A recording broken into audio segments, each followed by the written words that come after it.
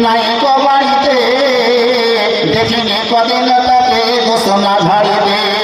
প্রতিবেশী বলে সে হয়েছে গাড়িতে, কিন্তু বেমারি কারণে আর না পারে নড়িতে।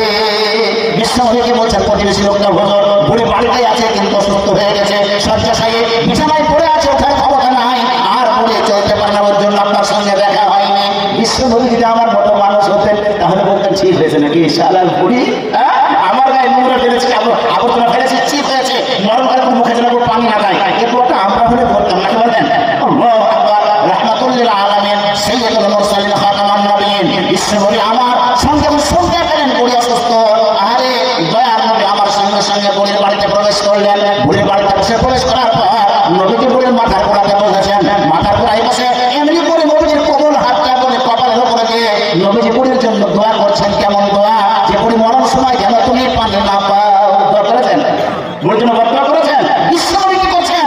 বৃন্দনা করিয়া দেবে নবীনে কেতন, বৃন্দনা করিয়া দেবে নবীনে কেতন, তার বেমার বসে তারে করে নমন।